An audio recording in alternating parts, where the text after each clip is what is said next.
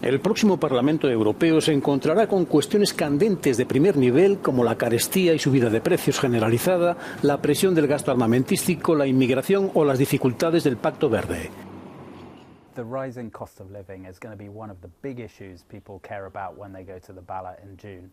We did a poll of people across Europe and 2/3 of them said that tackling rising prices needs to be a priority for the EU. You've got energy prices rising by 40%. 1 in 3 Europeans have said they wouldn't be able to pay for an unexpected bill. They're really feeling the pinch. So when the EU thinks about its energy policy, its climate change policy, they're really going to have to think about how that's going to impact on people's pockets.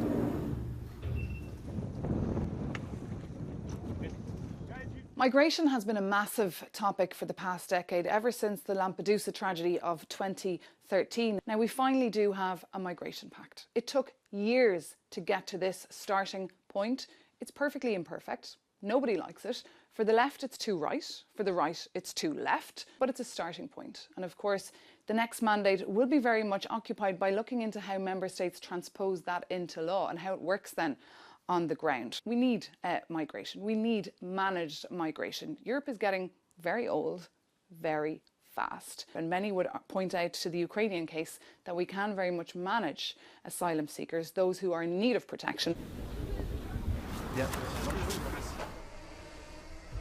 Well, defence will be certainly one of those issues that will be front and centre of the mandate of the next Commission and the next European Parliament, not least because of the full-scale Russian invasion of Ukraine. There's a realisation this war will continue for the foreseeable future because for the last few months Ukraine has been on the back foot militarily, and of course for the first time in many years there is a war on the European continent. But there's also an acknowledgement that Ukraine may not be the only conflict the world will be facing in the coming years, and the EU and Europe feels it needs to stand on its own 2 feet when it comes to its defence and security and not always rely on the United States. They've set a target of reducing greenhouse gas emissions by 55% by the end of this decade, which basically means it's got to be done during the mandate of the incoming Commission and Parliament.